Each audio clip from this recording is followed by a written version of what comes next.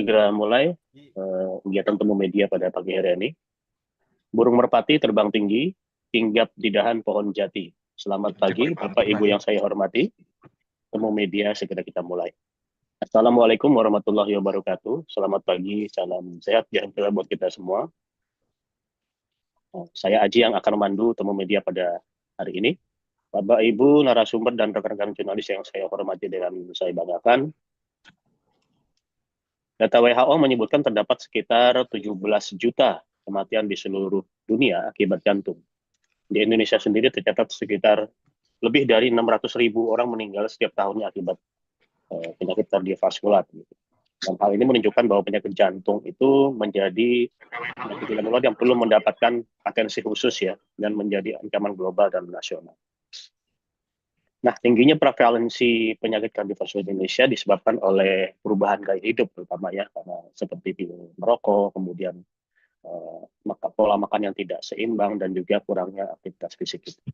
Oleh karena itu, ini dibutuhkan sebuah upaya transformasi lain kesehatan, berikut juga edukasi kesehatan kepada masyarakat dan peningkatan kolaborasi dengan multi pihak, seperti itu ya. Nah, untuk terus menyadarkan masyarakat akan pentingnya menjaga kesehatan jantung, setiap tanggal 29 September diperingati sebagai Hari Jantung Sedunia. Dan tema global peringatan Hari Jantung Sedunia tahun 2024 adalah Use Heart for Action, dan tema nasionalnya adalah Ayo bergerak untuk sehatkan jantungmu. Pada temu media pagi ini telah hadir bersama kita 3 orang narasumber, nanti satu lagi akan menyusul ya, yang akan menyampaikan berbagai informasi seputar upaya penanganan jantung yang dilakukan oleh pemerintah dan juga edukasi tentang penyakit jantung tersebut juga. Yang pertama saya sapa ada Dr. Adityo Prakoso, SPJPK, sebagai Ketua Pengurus Pusat PERKI ya, Perhimpunan Dokter Spesialis Kardiovaskular Indonesia. Betul ya Pak Dr. Adit? Ya, Masih Dr. selamat Adityo pagi. sudah hadir. Selamat pagi Dok. Yang kedua ada Dr. Rita Yulis, DCSN MKes, sebagai Ketua Pengurus Pusat ISNA. ISNA ini Indonesia Sport Nutritionist Association. Betul ya, Dr. Rita ya? Ya, betul Pak Haji. Terima kasih, Dr. Rita. Satu lagi nanti akan menyusul Dr. Nadia sebagai Direktur P2PTM Kemenkes, mungkin masih dalam perjalanan begitu ya, dia sudah akan menyusul. Nah, nanti setelah penyampaian materi dari para narasumber, kita akan buka sesi tanya jawab dengan rekan-rekan jurnalis yang sudah hadir di Zoom pada hari ini. Baik, untuk kesempatan pertama mungkin saya berikan kesempatan langsung kepada Dr. Adityo Prakoso yang akan menyampaikan materi tentang mengenali tanda-tanda serangan jantung sejak dini, kalau tidak salah, gitu Dok ya. Dokter silakan, Dr. Radityo untuk menyampaikan materinya. Terima kasih, moderator. Assalamualaikum warahmatullahi wabarakatuh. Selamat pagi semuanya kepada Direktur P2PTM, Dr. Nadia, Ketua ISNA yang saya hormati. Pertama-tama saya ucapkan terima kasih pada Kemkes yang telah memberikan kesempatan kepada saya untuk sharing tentang jantung sehat untuk semua kenali gejala sejak dini. Jadi Hari Jantung Sedunia ini diperingati 29 September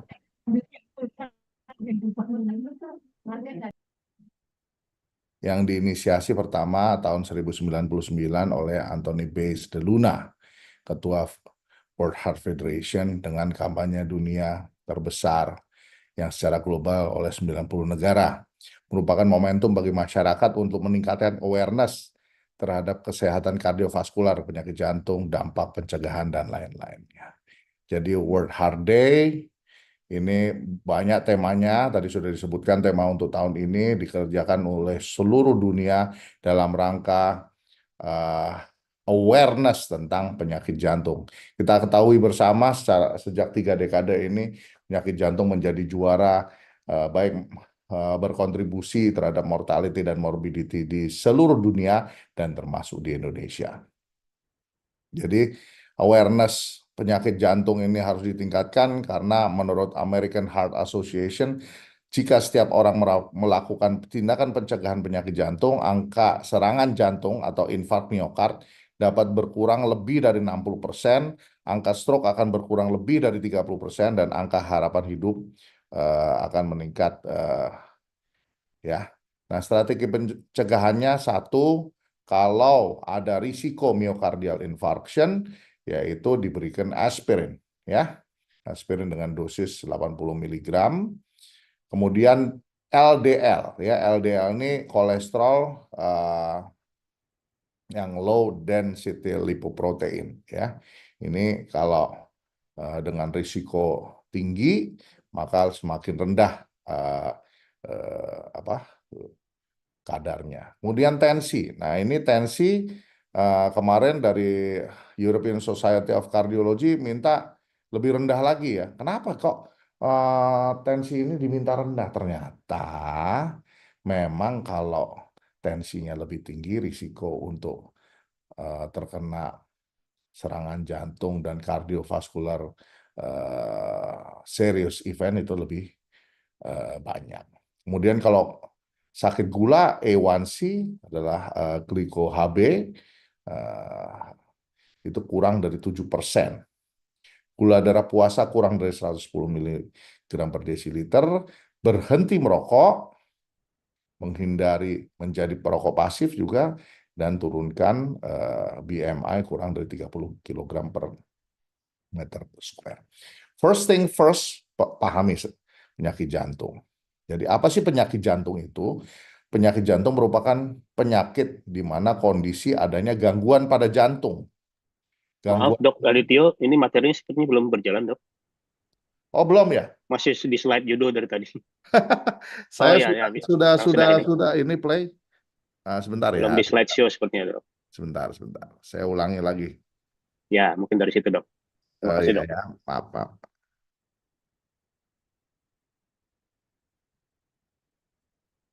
Bentar. Saya ada kesulitan nih sebenarnya.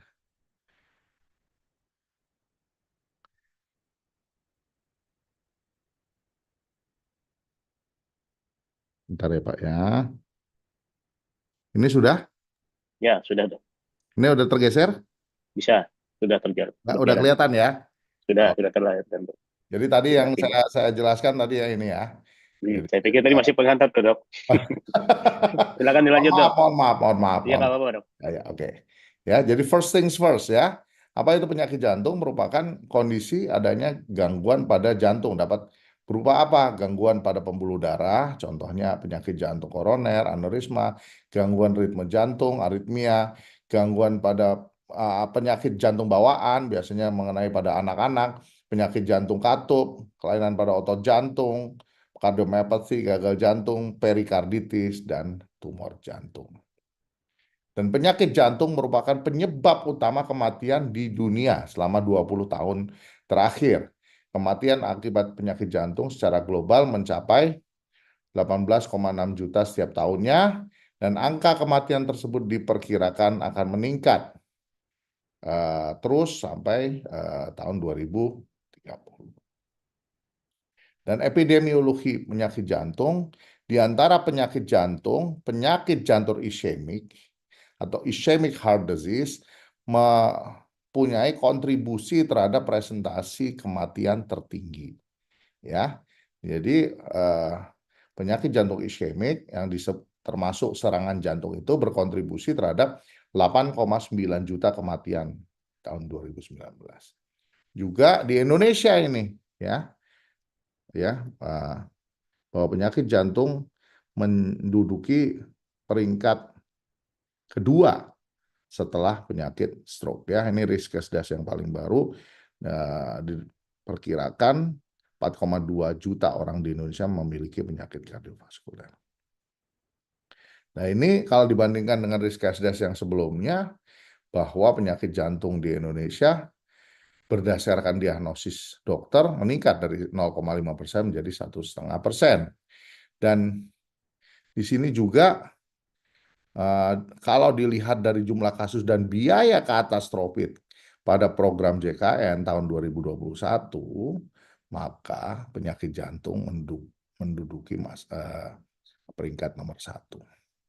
Prevalensi tingkat mortalitas, serta tingkat morbiditas yang tinggi menyebabkan penting pada masyarakat untuk meningkatkan kesadaran pentingnya menjaga kesehatan jantung. Teman-teman sekalian, penyakit jantung tidak hanya ditemukan pada usia tua. Tren menunjukkan bahwa peningkatan usia penyakit jantung pada usia yang lebih muda akibat peningkatan prevalensi obesitas, darah tinggi, merokok, kolesterol tinggi di usia muda, dan juga perubahan gaya hidup. Terdapat peningkatan prevalensi serangan jantung pada usia kurang dari 40 tahun sebanyak 2% setiap tahunnya. Dan ini juga berhubungan dengan peningkatan faktor risiko, yakni darah tinggi dan diabetes. Beberapa penyakit jantung juga memiliki tren meningkat pada usia muda, antara infark miokard, stroke, dan gagal jantung. Salah satu penyakit jantung yang mengalami peningkatan pada usia muda adalah penyakit jantung koroner. Dan ini sampelnya berusia 16 sampai 50 tahun. Apa sih penyakit jantung koroner? Nah, kita belajar sedikit bahwa ternyata jantung itu butuh makan. Jantung itu butuh makan, makanannya dan oksigennya disuplai oleh aliran darah dari pembuluh koroner. Dan pembuluh koronernya ini kecil ya, kalau pembuluh darah aorta pulmonal ini besar sekali nih, sampai 15 mm diameternya. Tapi kalau ini paling besar diameternya adalah 4 mm. Itu juga di ujungnya. Tapi kalau di tengah-tengah udah tinggal 2 sampai 3 mm. Kalau yang udah pembuluh rambutnya tinggal 1 mm. Sehingga sedikit aja ada sumbatan, maka pembuluh darah koroner ini menjadi terganggu. Sumbatan pada pembuluh koroner ini baik akibat deposit kolesterol atau karena peradangan dapat menyebabkan penyakit jantung koroner.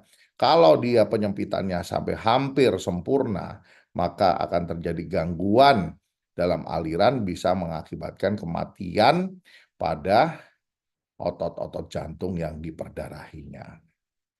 Apa saja sih faktor risiko penyakit jantung koroner pada usia muda? Ya, ada faktor risiko yang bisa diubah, ada yang nggak bisa diubah. Yang nggak bisa diubah apa? Genetics. Genetics ini adalah riwayat keluarga dengan penyakit jantung. Jadi kalau orang tua ada riwayat sakit jantung, dia akan diturunkan kepada anak-anaknya. Tetapi kadang-kadang tidak muncul. Kenapa? Karena faktor risiko yang dapat diubah ini bisa dimodifikasi. Sehingga ini bisa dikurangi resikonya.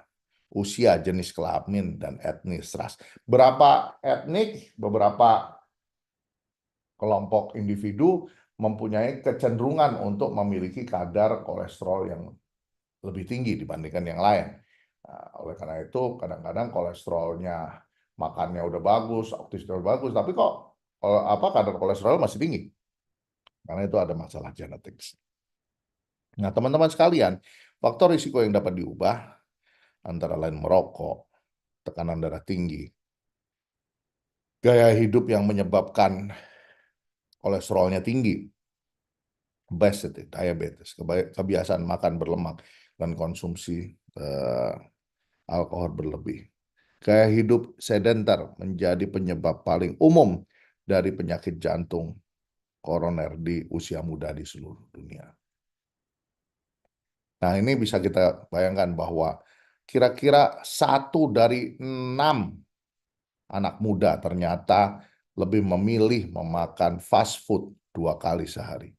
Beberapa penyebab tingginya angka konsumsi fast food di usia muda karena stres akademis, manajemen waktu yang buruk, kurangnya tersedia opsi makanan sehat di lingkungan sekolah, dan masalah kepraktisan. Konsumsi fast food menginduksi terjadinya inflamasi yang berperan dalam pembentukan plak pada pembuluh darah dan meningkatkan risiko penyakit jantung. Kadar garam yang tinggi pun juga akan meningkatkan risiko penderita tekanan darah tinggi. Teman-teman sekalian, substansi toksik itu mencapai 7.000 pada rokok yang mengganggu proses delivery oksigen ke jantung dan seluruh tubuh. Substansi toksik ini meningkatkan risiko pembentukan plak aterosklerosis, dan kebiasaan rokok secara signifikan meningkatkan risiko penyakit jantung dan pembuluh darah. Tidak hanya perokok aktif, risiko penyakit jantung juga meningkat pada perokok pasif sebanyak 25-30%. Jadi teman-teman sekalian, saya nggak merokok kok, tapi tiap hari bergaul sama orang merokok, bahaya sekali. Ini bahaya sekali. Nah, kemudian global trends in insufficient physical activity among adolescents. Pool analysis pada 298 populasi based survey dengan 1,6 juta partisipan. Apa hasilnya? Secara global, pada tahun 2016, sebanyak 81% pelajar dari usia 11 sampai 17 tahun inaktif. Perilaku hidup sedentary menyebabkan penumpukan lemak pada arteri. Inaktivitas fisik yang menyebabkan peningkatan risiko tekanan darah tinggi juga sebanyak 30-50%. Depresi dan ansietas berhubungan dengan lower level dari heart health pada dewasa muda. Bekerja berlebihan berasosiasi dengan tingkat depresi, stres, dan ansietas yang lebih tinggi. Dewasa muda dengan depresi, stres, dan ansietas cenderung untuk merokok, obesity, dan minim melakukan aktivitas fisik. Selain itu, stres juga dapat memicu peningkatan tekanan darah, meningkatkan risiko penyakit jantung dan atau stroke. Nah, teman-teman sekalian, kita harus kenali gejala penyakit jantung sejak dini. Kapan sih saya curiga sakit jantung? Beberapa gejala yang mengarah pada penyakit jantung adalah: satu, rasa tidak nyaman di daerah dada, seperti nyeri, sesak, tertekan, terbakar, seperti diinjak berat-berat, disertai mual, muntah, keringat dingin, pingsan, nyeri menjalar sampai lengan, rahang, tenggorokan, dan punggung, bengkak-bengkak pada kaki, mudah lelah, berdebar-debar, detak jantung tidak teratur, dan batuk yang tidak kunjung sembuh, terutama yang batuk yang timbul pada saat berbaring. Jadi kalau duduk nggak batuk, kalau berbaring kok batuk ya? Jangan-jangan ini nanti sakit jantung. Meskipun demikian, gejala tersebut dapat bervariasi antar individu, sehingga segera periksakan diri Anda ke dokter apabila kita ada dugaan kuat penyakit jantung, terutama jika memiliki risiko tinggi. Ya, nah, bagaimana dengan gejala penyakit jantung koroner? Ya, tanda dan gejala penyakit jantung koroner antara lain keringat dingin, rasa terbakar, nyeri dada, kayak terinjek, ya. Kemudian serta mual muntah, ya. Jadi ini adalah gejala-gejala yang kalau ini timbul cepat, ya. Jadi kemarin ada ini ya, TikTok ya, di TikTok kita ada supir taksi itu dipijit, diurut, ya alhamdulillah ya masih selamat ya. Tapi kalau begitu harusnya tetap langsung ke dokter terdekat ya, supaya dapat pertolongan kalau ada kegawatan penyakit jantung. Nah, pertolongan pertama pada penyakit jantung koroner apa? Ya, jika ada kecurigaan, golden hour-nya apa? 1 jam. 1 jam ya teman-teman sekalian. Jika kecurigaan serangan jantung besar, sebaiknya langsung bawa pasien ke UGD atau Fasiankes terdekat dengan fasilitas lab kateterisasi kalau ada. Nah, ini Kemkes ini sedang mempromot supaya laboratorium kateterisasi ini merata ada di seluruh Indonesia. Sampai hari ini adanya sekitar 360. Nanti sekitar ditambah 240 lagi oleh Kemkes supaya di setiap distrik, setiap ibu kota kabupaten ada cath lab. Ya. Kalau nggak ada cath lab-nya, bawa ke UGD Fasiankes terdekat untuk mendapat pelayanan yang optimal. Dokter akan evaluasi hasil anamnesis. Anamnesis ini wawancara medis, pemeriksaan fisik, pemeriksaan penunjang untuk menentukan tata laksana yang diperlukan. 1, rekam jantung, enzim jantung, stres test, elektrolit, profil darah, foto ronsen, echo, dan kalau bisa angiografi. Nah, tata laksananya gimana? Tata laksananya mulai dari pemberian obat-obatan, kalau intervensi atau sampai ke bedah, ya. Nah, teman-teman sekalian, bagaimana cara untuk mencegah penyakit jantung ini? Nah, ternyata ini dicatat ya, catat ya. 80% dari penyakit jantung ini bisa dicegah. Jadi nggak usah takut, bisa dicegah. Cuman kalau nggak dicegah ya udah kasep ya. Kalau udah kasep ya gimana lagi. So the prevention is much better than cure. Nah, ini teman-teman, five level of prevention. Apa itu five level of prevention? Mulai dari primary prevention, secondary prevention, sampai tertiary prevention. Kalau udah serangan jantung ya udah nomor 3, namanya tertiary prevention. Kalau belum serangan jantung, masih anak-anak, 1, health promotion.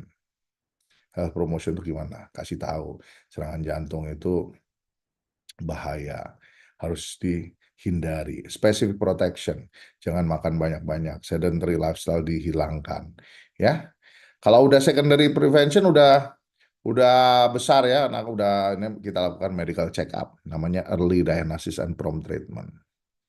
Kalau sudah, wah udah gemuk nih gimana nih? Pasti cek. Wah ini udah ada serangan jantung. Kalau udah ada risiko tinggi. Nah ini namanya disability limitation. Kalau udah serangan jantung, ya gimana caranya supaya nggak serangan jantung kedua? Kalau ada rehabilitation, itu artinya kalau udah serangan jantung, udah operasi jantung, direhabilitasi. Supaya dia bisa kembali ke keluarganya, bisa kembali ke masyarakatnya, supaya bisa bekerja lagi dengan baik. Nah, bagaimana pencegahan primer ya? Berhenti merokok, makan makanan sehat, rutin aktivitas fisik, hindari konsumsi alkohol yang berlebihan, tidur yang cukup, jaga berat badan supaya stabil.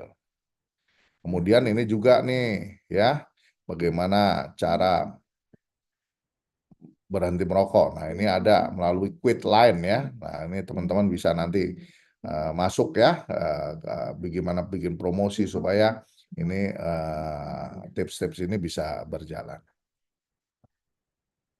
Kemudian ini adalah cara untuk berhenti merokok. Cara pertama adalah berhenti seketika. Berhenti seketika yaitu ya langsung berhenti ya. Nah, kadang-kadang nih agak susah, tapi itu belum dikerjain ya. Tapi kalau udah dikerjain ya berhasil. Insya Allah berhasil. Yang kedua adalah penundaan. Nah, penundaan supaya ditunggu agak siang, lama-lama nggak ngerokok ya. Kemudian pengurangan. Tadi ya 1 pak, kurangin 2 batang, akhirnya nggak lagi. Kemudian harus dievaluasi, ya. Ada evaluasi awal, konseling singkat, psikoterapi, dan pemberian program tambahan seperti sesuai dengan kebutuhan masing-masing. Nah, lihat ini, kalau merokok tuh paru-parunya tuh gosong, ya.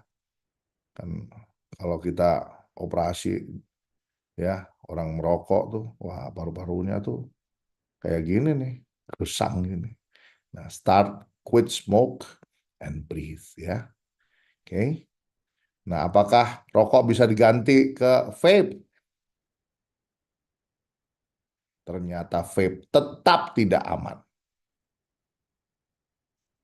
Vape membahayakan kesehatan jantung dan paru, efek adiksi sama, dan vape tidak menerima lisensi FDA. Jadi vape tidak ya. Jadi bagaimana kalau mengganti merokok? Stop rokok ya. Makanan sehat, hindari kolesterol, hindari gorengan, jeroan, kuning telur, hati, mentega, udang, makanan cepat saji, ganti ke gandum, minyak nabati, kacang merah, kemudian konsumsi buah-buahan. Aktivitas fisik sekitar 150-300 menit, aktivitas fisik intensitas moderat setiap minggunya. 75-150 menit aktivitas intensitas berat. Kalau bisa, hindari pola hidup sedentary.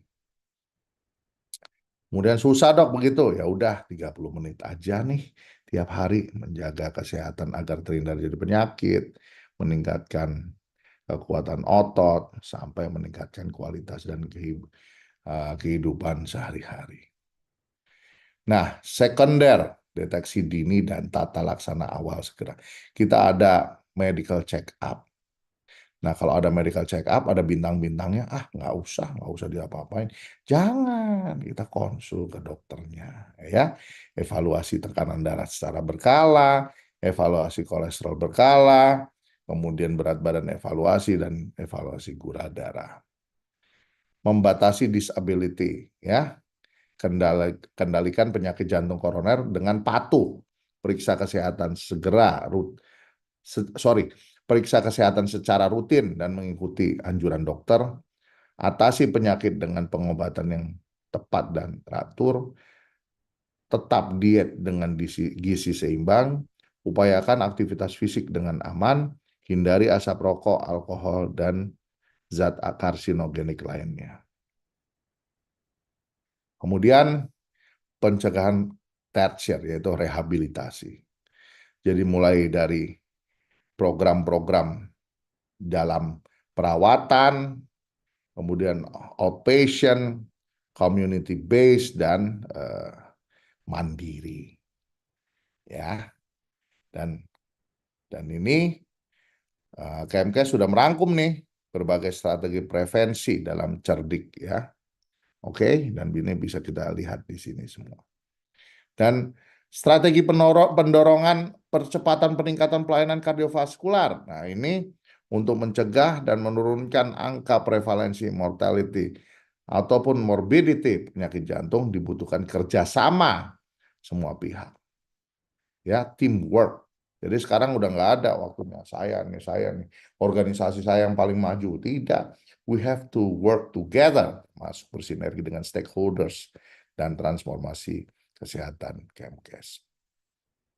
Jadi berbagai strategi yang dapat dilakukan adalah apa? Mengupayakan pendidikan, penelitian, dan pengembangan ilmu dan teknologi dalam bidang kardiovaskuler, menguatkan kapasitas promotif, preventif, kuratif, dan rehabilitatif di semua tingkat layanan kardiovaskuler, mengupayakan tersedianya fasilitas untuk mendukung pelayanan terpadu dan paripurna. Nah, ini kita maju terus, Perki, Kemkes bekerja sama dengan stakeholders, dengan rumah sakit rujukan, dengan rumah sakit dengan pengampuan yang dipimpin oleh Rumah Sakit Jantung Harapan kita untuk mengisi layanan kardiovaskular seluruh Indonesia.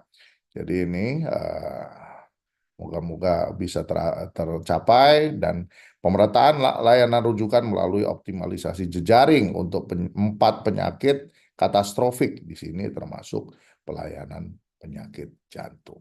So, use heart for every heart, ubah gaya hidup, tingkatkan kolaborasi demi masa depan yang lebih sehat.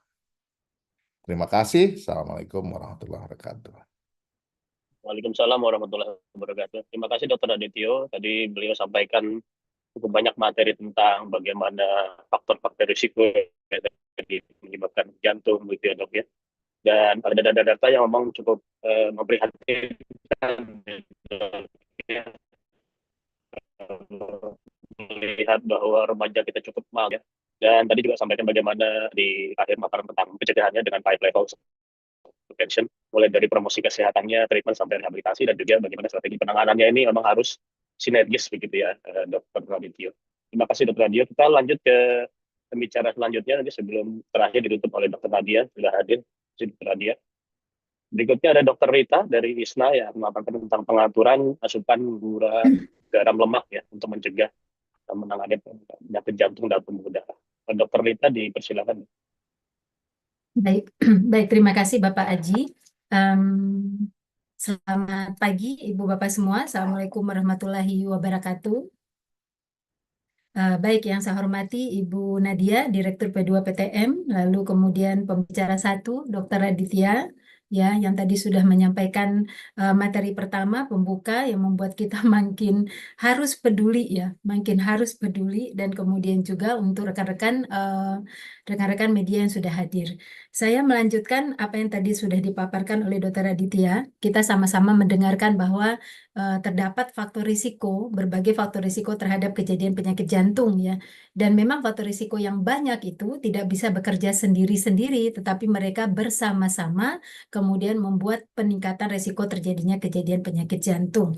Nah, dalam hal ini tadi kita sudah dengarkan ada rokok, ada alkohol, kemudian juga ada inactivity, dan kemudian juga masalah makanan. Nah, saya perwakilan dari ISNA, dalam hal ini Seminatan dari Organisasi Persagi, Persatuan Ahli Gizi Indonesia, akan memaparkan kepada rekan-rekan media terkait dengan gula, garam, dan lemak. Ya, kita akan membahas tentang pengaturan terkait dengan gula, garam, dan lemak, pencegah penyakit tidak menular, dan dalam hal ini adalah penyakit jantung. Jadi, gula, garam, lemak ini merupakan 3 zat makanan yang di dalam gizi seimbang sudah kita letakkan atau ditaruh pada piramida yang paling kecil, yang paling atas. Itu mempunyai makna bahwa memang harusnya dikonsumsi paling sedikit. Tapi kita nggak bisa pungkiri hari ini, ketika tadi sama-sama sudah kita dengarkan juga, bahwa di antara kita yang sudah banyak mengandalkan makanan fast food, maka gula, garam, lemak justru kita dapatkan lebih besar dari makanan lainnya yang kemudian menyebabkan terjadinya ketidakseimbangan asupan. Nah, ini salah satu yang berkontribusi terhadap kejadian penyakit jantung. Adapun yang saya bahas adalah mengenai pengertian gula, garam, dan lemak. Rekan-rekan media harus pahami ini supaya kemudian tidak salah persepsi, karena banyak masyarakat yang mengartikan gula itu termasuk buah yang kemudian pada akhirnya mengurangi konsumsi buah yang harusnya kita tingkatkan. Begitu juga kita nanti memahami tentang hubungan gula, garam, lemak ini dengan penyakit jantung dan pembuluh darah, lalu seperti apa anjurannya dan strategi mereduksinya seperti apa. Dan akhirnya kita simpulkan nanti menggunakan piramida gizi seimbang, isi piringku, dan piring makan model T. Kira-kira seperti itu pembahasan kita. Nah, saya akan mulai dari definisi gula. Jadi, kalau kita melihat definisi gula, rekan-rekan media, itu adalah karbohidrat sederhana ya. Jadi bagian dari karbohidrat. Tetapi yang kita masukkan ke dalam gula tidak semua karbohidrat. Jadi kalau teman-teman pernah dengar kata maltosa, kita tidak sebut sebagai gula, atau teman-teman pernah dengar kata laktosa yang ada di susu, kita nggak sebut itu gula. Tetapi yang kita sebut sebagai gula itu adalah glukosa, kemudian fruktosa, dan kemudian sukrosa. Nah, kalau mereka ada di makanan, di label makanan, ini bagian dari gula yang kita maksud. Nah, glukosa, fruktosa, sukrosa ini adalah gula yang kita sebut ini yang sengaja ditambahkan ke dalam makanan untuk meningkatkan cita rasa makanan pada umumnya. Jadi misalnya gula pasir ditambahkan ke teh atau kemudian gula aren ditambahkan ke kopi, itu bagian dari gula. Namun ada juga gula ini yang sudah ada di dalam bahannya sendiri, dalam bahan makanan ya. Seperti misalnya madu, itu sudah ada gula di situ, yaitu jenisnya fruktosa. Atau kemudian sari buah, bukan buah tapi sari buah. Yang dimaksud dengan sari buah itu adalah konsentratnya atau air dari buahnya yang biasanya diambil menggunakan juicer. Nah, ini fenomena di masyarakat kita perlu disampaikan juga, bahwa hari ini mereka sering menggunakan konsentrat buah sebagai detoksifikasi yang justru salah kaprah di dalam konsumsinya. Nah, ini justru akan menyebabkan peningkatan asupan gula pada tubuh mereka. Dan kemudian juga sirup. Hari ini juga masyarakat punya persepsi ada sirup sehat yang disebut sebagai sirup maple, tapi mereka lupa bahwa sesehat apapun sirup, dia masuk pada bagian dari gula itu sendiri. Nah, kira-kira ini pengertian dari gula. Nah, apa yang kita bisa pahami dari konsumsi gula ini ketika diasup secara berlebihan? Yang hari ini fenomenanya adalah memang asupan itu sudah pada meningkat. Pertama kita lihat, ketika kadar glukosa darah meningkat pada saat gula itu diasup lebih banyak, maka pada saat itu insulin kita juga akan meningkat. Nah, dikatakan peningkatan insulin ya di atas yang seharusnya itu mencetuskan adanya peradangan. Nah, tadi sudah disampaikan Dr. Tio bahwa makin banyak peradangan di pembuluh darah itu makin menguatkan akan terjadinya penyumbatan atau trombus, mempermudah munculnya trombus di pembuluh darah. Makanya peradangan ini nanti akan mempengaruhi kesehatan pembuluh darah. Itu cara kerjanya ketika gula ini berlebihan masuk ke dalam tubuh kita. Tapi yang kedua, cara kerja berikutnya adalah tidak hanya sekedar membuat peradangan pada pembuluh darah. Ketika gula ini diasup berlebih, lalu glukosa darah meningkat, dia akan mengikat kolagen di tubuh kita. Jadi kita mempunyai kolagen yang merupakan alat struktur pada jaringan-jaringan tubuh kita, itu diikat sehingga membentuk namanya ikatan glikasi. Ternyata dikatakan makin tinggi ikatan glikasi pada tubuh manusia, dia akan bisa menghalangi vitamin C masuk ke dalam sel. Jadi kita pahami kalau vitamin C di dalam sel itu sedikit, maka tentu tubuh kita ini tidak ada yang melindungi terhadap serangan radikal bebas. Hari ini kita juga melihat ya teman-teman media, serangan radikal bebas itu banyak banget gitu ya, banyak sekali. Di udara kita aja bicara mikroplastik yang mikro yang ukurannya kecil nanometer itu juga sudah sangat tinggi ada di cemaran lingkungan kita. Asap rokok, asap kendaraan bermotor ya, kemudian asap penjualan gorengan yang di mana minyaknya mengeluarkan asap ya. Jadi banyak sekali. Nah, itu akan meningkatkan serangan radikal bebas. Jadi terbentuknya ikatan glikasi menghalangi atau tidak mampu adanya perlindungan pada sel-sel tubuh manusia. Kemudian kita pahami lagi bahwa 1 sendok makan gula aja itu bisa menghasilkan 50 kilokalori. Jadi kalau satu minuman manis yang diasup, yang dikonsumsi oleh masyarakat kita, anak-anak kita, itu bisa gulanya mencapai 2 sampai 3 sendok makan ya. Jadi bahkan ada yang sampai 5 sendok makan. Nah itu akan menghasilkan kalori sangat tinggi, bisa mencapai 250 sampai 300 kilokalori. Dikatakan makin tinggi asupan kalori yang bersumber dari gula, itu metabolismenya meningkatkan lemak di area sentral. Jadi ada perbedaan antara kalori yang dihasilkan oleh gula dengan kalori yang dihasilkan oleh zat gizi lain. Jadi ada potensi kalau dari gula itu peningkatan pada deposit lemak di area sentral. Nah, kita pahami makin tinggi lemak di area sentral atau perut yang ditandai dengan lingkar perut pada laki-laki di atas 90 cm dan lingkar perut di perempuan di atas 80 cm itu menunjukkan ada penumpukan lemak di area sentral. Nah, itu akan memicu resistensi insulin. Nah, kita tahu resistensi insulin kalau sudah meningkat dan mengalami resistensi ya, nah itu akan mempengaruhi bagaimana pembuluh darah makin mengalami gangguan atau peradangan ya, karena tingginya resistensi insulin akan membuat kadar kortisol diproduksi lebih banyak. Nah, kemudian gula yang menghasilkan glukosa ini sendiri itu perlu kita pahami dia merupakan makanan yang paling disukai oleh mikroba patogen. Jadi ketika mikroba patogen meningkat di saluran cerna, dia akan menekan mikrobiota usus. Kita pahami bahwa mikrobiota usus mempunyai peran untuk perlindungan dari zat-zat yang tidak diperlukan oleh tubuh dan zat-zat yang diperlukan oleh tubuh ditingkatkan asupannya. Ketika jumlah mikrobiota itu rendah, maka pada saat itu imunitas menurun. Reaksi-reaksi peradangan tidak bisa diatasi dengan baik oleh tubuh itu sendiri. Nah, kita melihat banyak sekali gangguan kesehatan yang akan muncul ketika asupan gula ini diasup berlebih. Nah, spesifiknya untuk kesehatan jantung, kita bisa lihat skema ini. Ketika konsumsi gula berlebih, kadar glukosa darah meningkat, maka kadar glukosa di pembuluh darah yang meningkat ini akan membuat terjadinya kerusakan pada dinding pembuluh darah. Nah, kalau dinding pembuluh darah itu rusak atau mengalami peradangan, maka ketika ada material lemak atau material kolesterol, itu akan dibangun lebih cepat, ditumpuk lebih cepat di dalam pembuluh darah. Nah, jika kemudian percepatan penumpukan itu, maka akan terjadilah trombus atau sumbatan yang kemudian pada akhirnya membuat penyempitan pada aliran darah atau pada pembuluh darah. Nah, ketika aliran darah ini berkurang atau melambat ke area jantung, tadi kita sama-sama dengarkan bahwa pembuluh koroner itu ukurannya kecil, tidak seperti aorta begitu ya, dan itu akan meningkatkan risiko penyakit jantung dan pembuluh darah. Nah, jadi nanti teman-teman media bisa sampaikan bahwa saatnya kita mereduksi asupan gula.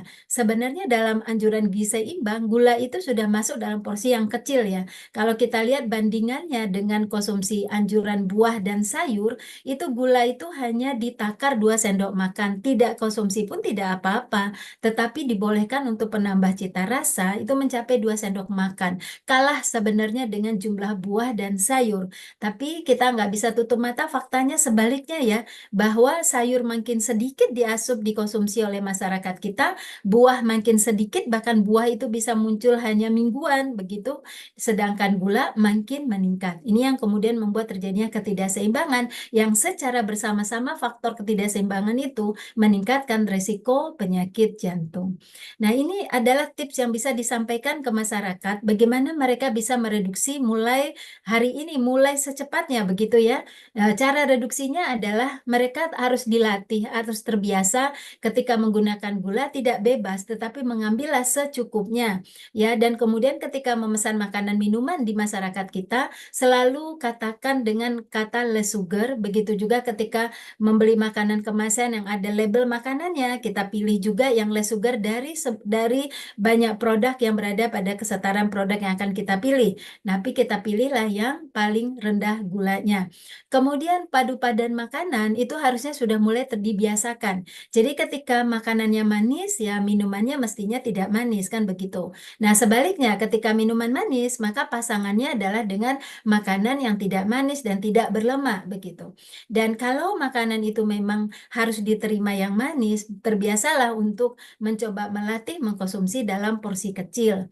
Dan selanjutnya frekuensi konsumsi makanan manis tidak lagi menjadi harian, tapi bisa untuk beberapa kali seminggu atau bahkan bisa masuk pada kategori makanan rekreasi. Jadi kalau makanan rekreasi itu makanan yang dikonsumsi hanya sekali waktu saja pada kondisi-kondisi tertentu, ketika sedang liburan atau ketika sedang acara-acara tertentu, tapi sisanya kita reduksi. Itu gula. Nah, kita pindah kedua teman media yaitu garam ya. Nah, garam ini termasuk zat yang diminimalkan di asup dan hari ini tinggi dan berkorelasi dengan penyakit jantung juga. Jadi kalau bicara garam itu pengertiannya adalah senyawa mineral ya, yang unsurnya adalah natrium dan klorida. Tetapi yang dikatakan garam itu adalah yang unsur natrium ini. Nah, sebagian besar memang dia berada pada garam dapur, ya, karena garam dapur ikatannya adalah NaCl, natrium klorida.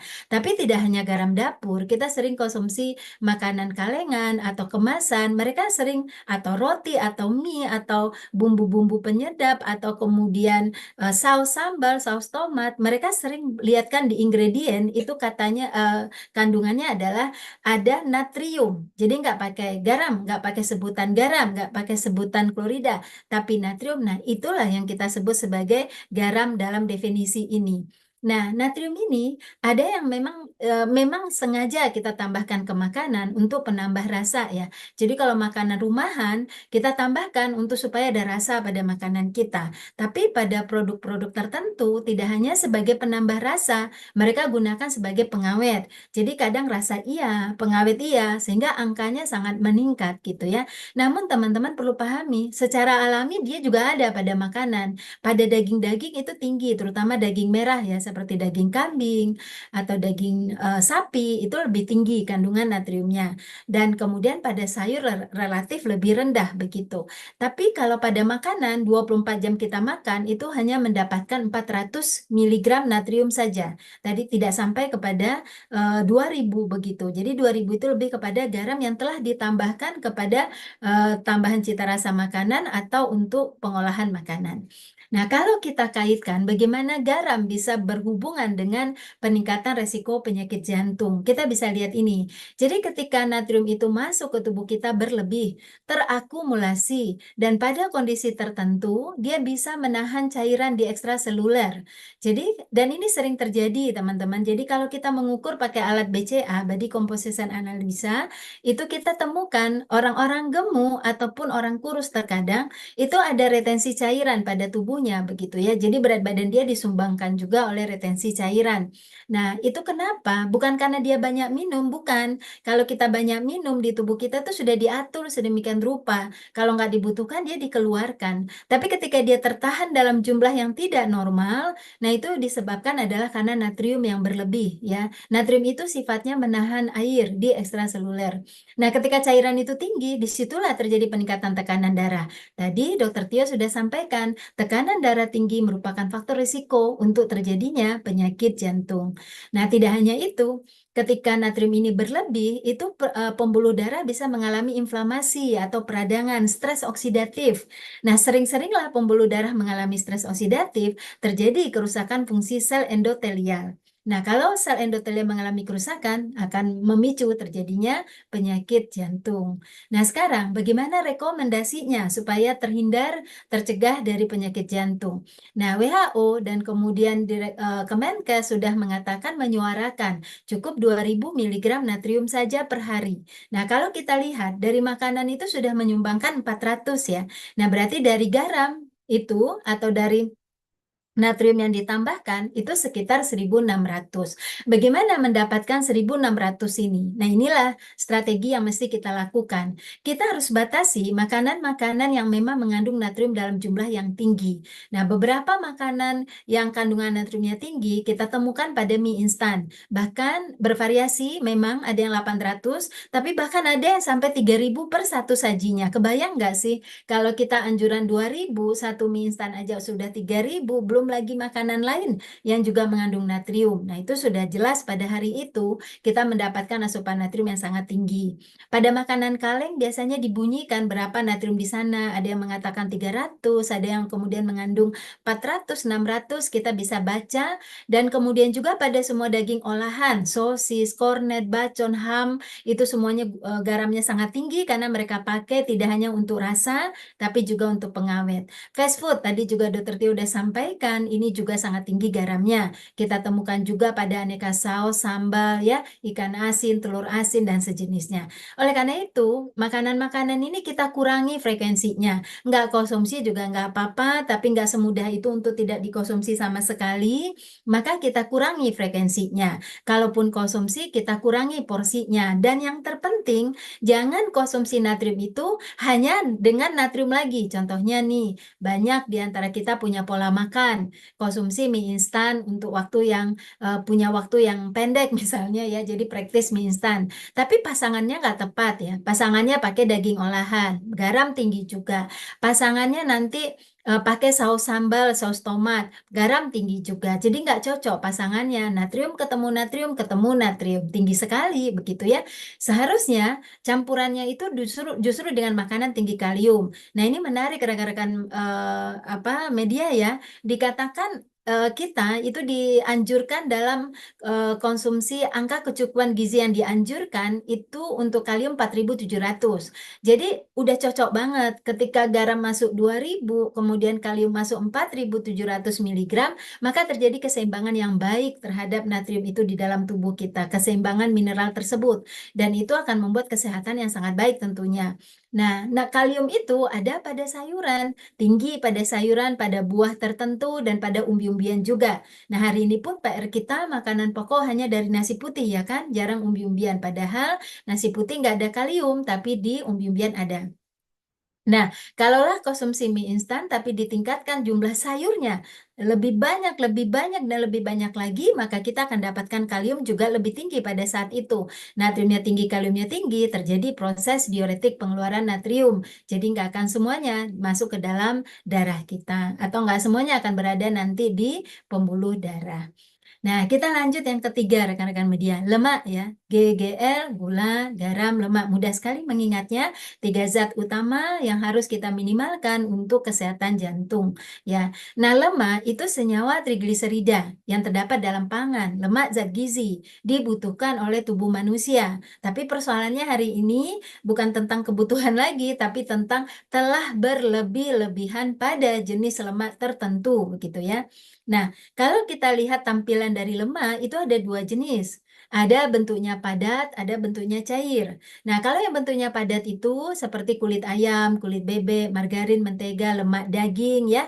Teman-teman kalau makan all you can eat seringkali dikasih lemak daging untuk menjadi minyaknya, dipanaskan lalu jadi air, jadi cair begitu ya. Itu bentuk padat ya. Nah, kemudian kalau bentuk cair banyak sekali ya, segala jenis minyak yang tersedia. Ada minyak kelapa sawit, minyak kelapa, minyak zaitun, minyak kacang, minyak bekatul, dan jenis minyak lainnya. Ini lemak dua-duanya, tapi ada bentuknya padat, ada bentuknya cair. Nah, apapun bentuknya, itu sebenarnya ada perbedaan di antara mereka. Ada yang jenisnya itu lemak tidak jenuh, ya seperti misalnya kalau kita lihat minyak kelapa sawit ya yang sering dipakai oleh kita harian yang harganya relatif murah terjangkau oleh masyarakat kita, itu justru sebagian besar jenis lemaknya lemak tidak jenuh loh itu. Tetapi kan lemak tidak jenuh itu tidak stabil. Masyarakat kita salah penggunaannya. Mereka pakai deep fried, menggoreng dalam jumlah minyak yang tinggi dan panas yang tinggi. Sehingga mudah banget untuk berubah menjadi jenuh bahkan trans fat. Padahal jenuh dan trans itu nilainya merah di pola makan terkait dengan kesehatan jantung. Tapi kalau lemak tidak jenuh justru nilai warnanya biru ya, warnanya hijau. Hijau artinya memang kita butuhkan untuk kesehatan jantung begitu. Tetapi hari ini kita sulit dapatkan yang lemak tidak jenuh. Semuanya mengalami perubahan-perubahan menjadi lemak jenuh dan lemak trans. Nah, kita lihat bagaimana lemak jenuh bisa mempengaruhi penyakit jantung itu tadi. Jadi semua lemak sebenarnya pada akhirnya kan menghasilkan kalori ya. Kalau kalorinya berlebih ya dia terdeposit dalam tubuh kita. Kalau dia terdeposit, dia akan membuat insulin resisten dan terjadi sindrom metabolik. Nah, tetapi khusus untuk lemak jenuh dan lemak trans, itu nggak sekedar terdeposit jadi lemak loh ya, lemak tubuh, lemak sukutan, tapi dia meningkatkan LDL. LDL itu adalah alat transport lemak atau kolesterol, low density lipoprotein, yang bertugas itu memindahkan kolesterol dari organ hati, organ metabolik ke pembuluh darah. Jadi kalau LDL itu tinggi, dipastikan nanti jumlah kolesterol di pembuluh darah meningkat begitu. Nah itu lemak jenuh dan lemak trans bisa membuat dia lebih tinggi gitu. Dan khusus lemak trans lebih jahat lagi, dia nggak sekedar meningkatkan LDL ya, tapi dia menurunkan HDL. Kalau HDL itu kan harusnya lemak baik yang punya kerja kebalikan dari LDL, high density lipoprotein. Nah, dia itu yang akan memindahkan kolesterol di pembuluh darah untuk dimetabolisme kembali ke organ hati. Nah, kalau lemak trans justru dia bekerja menaikkan LDL, menurunkan HDL. Nah, tentu ini akan meningkatkan percepatan terjadinya gangguan lemak darah. Nah, kalau gangguan lemak darah ditambah dengan obesitas ya, berarti sindrom metabolik dan itu pada akhirnya terjadi penyakit jantung dan pembuluh darah. Nah, sindrom metabolik itu kan memang ditandai dengan lingkar perut di atas 90 untuk laki-laki, 80 untuk perempuan, ditambah 1-2 lebih kurang gejala-gejala pada perubahan lemak darah ataupun perubahan pada kadar gula darah. Sindrom metabolik kita harus atasi karena berakhir dengan serangan jantung. Ya, itu kira-kira hubungannya teman-teman asupan itu tadi. Nah, kalau kita lihat rekomendasinya gimana untuk asupan lemak tersebut. Nah, kalau kita melihat dari total kalori rata-rata orang Indonesia 2100 misalnya, yang boleh bersumber dari lemak itu hanya 25-30% aja. Nah, kalau kita hitung-hitung dengan cut off point-nya 2100 kita menemukan 67. Kalau kita hitung dengan 2300 kita menemukan 72 gram gitu. Nah, mungkin masyarakat agak sulit memahami ini begitu ya. Angka 67 itu kayak apa sih? 72 kayak apa sih gitu ya. Nah, makanya sudah disederhanakan pesannya gitu ya, bahwa penggunaan minyaknya dalam bentuk minyak itu adalah sekitar 6 porsi gitu. Nah, 6 porsi minyak itu yang harusnya dipakai di dalam makanan kita, tidak semuanya untuk menggoreng. Karena untuk semuanya menggoreng terjadi lemak jenuh dan trans ya. Tapi mestinya ada yang dipakai untuk ongseng, bahkan ada yang dipakai hanya untuk oles yang dipanaskan dengan suhu rendah. Pepes suhu rendah, uap air, dan kemudian ditambahkan minyak, penggunaan minyak di sana. Nah, itu kita akan dapatkan manfaat lemak tidak jenuhnya pada makanan tersebut. Jadi, strategi yang harus kita sampaikan ke masyarakat, mulailah supaya masyarakat memahami pengolahan makanan itu menentukan bagaimana zat lemak itu menjadi baik atau tidak dalam tubuh kita nantinya begitu. Hari ini kita nggak lihat bahwa menggoreng, penggunaan santan kental, membakar ya, makanan yang dibakar, panggang suhu tinggi dengan suhu di atas 260 derajat, pemanasan berulang, itu mendominasi dari teknik pengolahan makanan di Indonesia ya.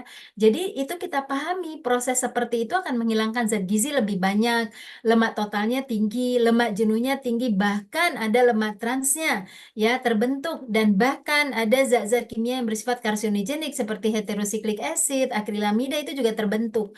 Harusnya kita menghimbau dan kita sendiri memulai untuk memodifikasi. Kita munculkanlah pengolahan-pengolahan suhu rendah mudah seperti kukus, pepes, panggang suhu sedang, atau direbus ya, atau menggunakan santan tapi encer dan tidak perlu dipanaskan berulang-ulang kali begitu ya, dan pengolahan tumis, ongseng, dan cah. Begitu kira-kira untuk modifikasinya. Nah, terakhir saya simpulkan, di dalam pedoman gizi seimbang itu sudah ditakar ya, ditakar untuk panduan makanan sehari-hari, di mana di sini kita lihat bahwa gula, garam, lemak masuk pada piramida yang paling terkecil. Anjurannya adalah batasi konsumsi gula kurang dari 50 gram atau setara 4 sendok makan per hari untuk mencegah penyakit tidak menular. Dan batasi konsumsi garam 1 sendok teh lebih kurang 2000 mg natrium per hari untuk mencegah penyakit tidak menular, dalam hal ini salah satunya penyakit jantung. Dan kemudian membatasi konsumsi minyak 5 sendok makan per hari atau maksimal 10 sendok teh dengan teknik pengolahan yang tadi sudah saya sampaikan, itu juga mencegah atau terhindar dari penyakit jantung dan pembuluh darah. Dan kemudian prinsip piramida gizi seimbang kita terjemahkan pada isi piring makan sekali makan. Kita bisa lihat bahwa ketika modifikasinya itu selalu dianeka-ragamkan, yang terdiri dari makanan pokok beraneka ragam yang tidak hanya nasi putih dan tepung-tepungan, tapi ada umbi-umbian dan jagung, kemudian jumlah sayur yang sama banyaknya dengan makanan pokok, kemudian terdapat buah dan lauk dengan pengolahan yang tepat, maka ini bisa mencegah untuk terjadinya penyakit jantung. Sudah mengimplementasikan gula, garam, lemak yang dibatasi tadi, yang harus direduksi. Tetapi bagi masyarakat yang sudah mengalami obesitas, diabetes, dislipidemia atau hipertensi, maka piring makannya diubah menjadi piring makan model T. Ini bisa diakses di pesan-pesan dari Direktorat dari PTM ya, penyakit tidak Direktorat PTM. Nah, kita bisa lihat di sini bahwa untuk piring makan model T itu sayur akan muncul lebih banyak begitu. Kenapa lebih banyak? Karena kaliumnya harus lebih tinggi, seratnya harus lebih tinggi lagi untuk mengatasi penyakit ini tadi. Tetapi protein yang rendah lemak justru ditingkatkan. Kenapa demikian? Karena dia akan membantu ketahanan tubuh kita, survive tubuh dalam melawan peradangan-peradangan yang terjadi pada tubuhnya. Dan untuk karbohidrat dikecilkan supaya gula darah tidak terjadi lonjakan, karena itu bisa menyebabkan pengaruh pada peningkatan kortisol dan peningkatan peradangan kembali di tubuh. Sedangkan buah, produk dairy yang rendah lemak diletakkan pada makanan selingan. Nah, itu piring makan model T, himbauan kepada masyarakat. Jadi gampang sekali mengimplementasikan, dan ini nanti diterapkan pada di mana aja, mau pesan makanan di sekitar kita, mau makan nasi padang, mau makan mie ayam, semuanya bisa kita modif mengenai prinsip piring makan isi piringku atau piring makan model T, karena nggak semua bisa bawa bekal. Baik, saya kira demikian hal yang bisa saya sampaikan dari Indonesia Sport Nutritionist Association atau Seminatan dari Persatuan Ahli Gizi Indonesia. Saya seorang ahli gizi, dari itu adalah dokter, jadi bukan dokter, supaya tidak salah penulisan nanti untuk teman-teman dari media. Terima kasih perhatiannya, dan untuk selanjutnya saya kembalikan kepada Bapak Aji. Silakan Bapak Aji. Baik, terima kasih Ibu Dr. Rita, ternyata bukan dokter, maaf Ibu. Seorang ahli gizi yang dari Persagi juga. Tadi menarik apa yang disampaikan Dr. Rita. Jadi mengenai banyak lebih implementasi di sehari-hari ya, Bu Rita ya. Bagaimana kita melihat apa yang disampaikan Bu Rita, poinnya adalah bagaimana kita mengurangi frekuensinya, mengurangi porsinya, dan juga menarik tadi ada soal padu padan begitu ya. Mix and match antara makanan manis dengan minumannya harus less sugar begitu ya. Kemudian ada yang asin juga, yang banyak natrium dibangi dengan yang tinggi kalium. Jadi ini memang harus bisa kita terapkan terus di kehidupan sehari-hari. Baik, selanjutnya terakhir mungkin kita lanjut dengan Dr. Nadia selaku Direktur PTM Kemenkes yang menyampaikan materi tentang kebijakan pemerintah untuk pencegahan dan pengendalian penyakit di jantung di Indonesia. Pada Ibu Nadia, disilakan. Ya, baik, terima kasih Pak Haji. Selamat pagi, Dr. Radityo, Bu Rita, teman-teman media. Mohon maaf baru bisa join. Baik, langsung saja mungkin karena tadi saya lihat sudah banyak juga pertanyaan dari teman-teman jurnalis dalam hal ini. Silahkan bisa ada dari PTM yang bisa share screen. Ya, jadi adapun pada pagi hari ini kita melakukan media briefing ya sebenarnya dalam rangka peringatan Hari Jantung Sedunia yang jatuh pada tanggal 23 yang jatuh pada tanggal 24 September 2020. 24 September yang hari ini kita melakukan press briefingnya. Silahkan teman-teman PTM ada yang bisa share screen?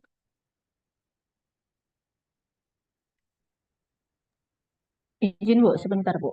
Bentar Bu. Ya. Oke, ya. Jadi adapun sambil menunggu share screen, mungkin adapun tema daripada Hari Jantung Sedunia kita pada tahun ini adalah Use Heart for Action. Sebenarnya Perki kemarin sudah sempat ya Dr. Aditya ya melakukan peningkatan sebenarnya upaya untuk mengapa kemudian kita memperingati Hari Jantung Sedunia adalah untuk kemudian mengingatkan masyarakat terhadap upaya-upaya untuk bisa menjaga kesehatan kita dari penyakit jantung. Nah, silakan slide berikutnya. Langsung kalau kita melihat bahwa tema lanjut. Oh, oke. Ini slide-nya beda sama yang dikirim ya. Jadi temanya adalah Use Heart for Action. Tema nasionalnya adalah Ayo Bergerak untuk Sehatkan Jantungmu. Ini kembali lagi adalah tujuannya adalah memberikan edukasi dan literasi kepada masyarakat untuk mengenal tentang pentingnya kesehatan jantung dengan upaya adalah kita melakukan deteksi dini, mengelola faktor risiko, maupun juga mengelola penyakit-penyakit komorbid yang bisa menjadikan kita terkena penyakit jantung. Dan upaya yang selama ini selalu kita kenal yaitu cerdik dan patuh harus tetap menjadi salah satu yang kita ingatkan supaya masyarakat lebih memahami dalam hal mencegah penyakit jantung pada setiap orang. Ya, slide berikutnya. Kalau kita lihat bahwa dari data IHMI tahun 2021 itu memang ada peningkatan ya daripada kasus kematian akibat dan penyakit akibat jantung. Di Riskesdas 2018 kita melihat bahwa prevalensinya adalah sekitar 1,5%, dan diagnosis dokternya kalau berdasarkan diagnosis dokter itu sebesar 0,5%. Mungkin nanti kita akan update datanya ya ini Mbak Lili ya. Kan sudah ada IHMA 2021 dan juga sudah ada SKI 2023.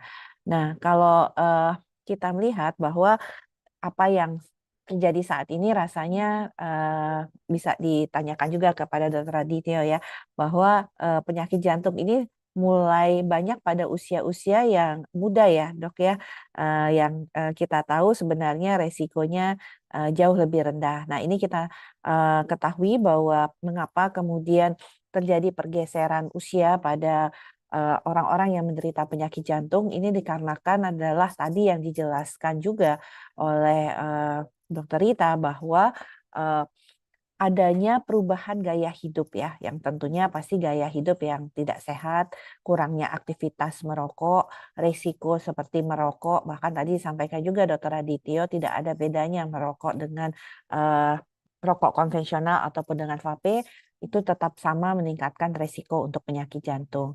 Dan adanya pola diet tadi isi piringku sudah dijelaskan juga oleh baik, misalnya mereka yang sudah punya penyakit hipertensi, obesitas, diabetes mellitus, itu yang kemudian tidak terkontrol dengan baik. Nah, inilah yang kemudian menyebabkan bahwa seseorang akan terkena penyakit jantung koroner. Dan 50% daripada penderita penyakit jantung koroner ini akan mengalami henti jantung mendadak. Nah, kalau kita lihat slide berikutnya ini kalau dari hasil IHME ya, survei yang kita lihat bahwa penyakit jantung iskemik itu di tahun 2019 itu menempati urutan nomor 1. Di 2021 pasca COVID pun dia masih menempati urutan nomor 1. Hanya kalau kita lihat dari sisi kematian terjadi penurunan sedikit ya. Mungkin karena pada waktu COVID ya, Dr. Aditya ya. Jadi mungkin lebih banyak COVID pada waktu itu. Karena ini adalah data yang dihitung ya. Tapi artinya kalau kita lihat perbedaannya tidak terlalu besar. Penurunannya pun juga tidak ada, masih penyebab kematian nomor 1 walaupun dari total jumlah persentasenya turun sedikit seperti itu. Baik, slide berikutnya. Nah, kalau kita melihat penyebab kematian kardiovaskuler di Indonesia, ini juga jumlahnya terlihat di 2021 terlihat menurun sedikit, merupakan penyakit nomor 2. Kalau tadi di dunia nomor 1 itu adalah penyakit jantung iskemik, dan nomor 2-nya adalah stroke, tapi di Indonesia kebalikannya. Stroke-nya itu nomor 1 dan penyakit jantung iskemiknya nomor 2. Tapi bisa saja penyebabnya ini adalah karena mungkin layanan kesehatan yang deteksinya belum bisa betul-betul merata, sehingga kemungkinan tidak terdeteksi itu masih menjadi salah satu isu. Baik, slide berikutnya. Nah, kalau kita lihat bahwa perbandingan antara beban penyakit tidak menular di global maupun di Indonesia itu kurang lebih kalau kita lihat itu hampir sama, yaitu yang pertama adalah hipertensi. Jadi kalau kita lihat hipertensi itu di global juga paling tinggi, di Indonesia juga merupakan faktor risiko yang tertinggi juga. Nomor 2 merokok sama, kemudian glukosa plasma ataupun diabetes mellitus yang kita lihat ya. Tapi ada perbedaan sedikit begitu ke nomor 4. Kalau kita lihat di beban penyakit tidak menular di global itu adalah di sini disebutkan materi partikulat sekitar atau kemudian indeks massa tubuh. Nah, kalau kita di sini ada permasalahan di ginjal ya. Di sini kita bisa melihat 4 faktor risiko di dunia maupun di Indonesia itu sama, mulai dari darah tinggi, merokok, glukosa plasma puasa yang tinggi atau diabetes mellitus merupakan salah satu faktor risiko, dan adanya kelainan ginjal. Nah, lanjut, ini slide-nya ya, mungkin ini lebih jelas lagi bahwa perilaku yang meningkatkan resiko penyakit jantung itu terutama kalau kita lihat ini adalah merokok, aktivitas fisik yang kurang, dan kurang makan buah dan sayur. Kalau kita lihat mengapa kurang makan buah dan sayur, ya tentunya karena tadi ya pola makan yang kemudian cenderung membuat hiperkolesterol ataupun gangguan daripada kolesterol, maupun juga tadi kita sudah mendengar yang disampaikan bahwa kandungan gula, garam, dan lemak yang tinggi atau berlebihan juga akan meningkatkan faktor resiko terjadinya penyakit jantung. Ya, nah kalau dari sisi pembiayaan ya slide berikutnya, tahun 2022-2023 memang jumlah kasus jantung itu terjadi peningkatan, dan biaya pasti akan juga terjadi peningkatan, dan biaya untuk penyakit kardiovaskuler yaitu mulai jantung, stroke, ini adalah pembiayaan terbesar yang tentunya kita bisa lihat di dalam skema pembiayaan jaminan kesehatan nasional. Lanjut, slide berikutnya. Nah, ini tadi faktor resiko ya, kalau kita lihat ada faktor resiko, kemudian ada penyakit ya. Kita tahu penyakit tidak menular itu teman-teman media suatu penyakit yang bukan hari ini tertular, besok sakit gitu ya. Jadi adalah suatu proses yang membutuhkan proses yang lama sampai kemudian seseorang itu bisa menderita penyakit tidak menular. Dan kita tahu bahwa penyakit tidak menular itu adalah bukan terjadi karena penularan dari apakah itu virus, bakteri, atau lainnya.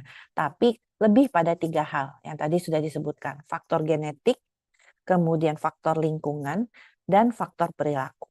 Nah, jadi jantung ini sangat-sangat dipengaruhi oleh faktor perilaku.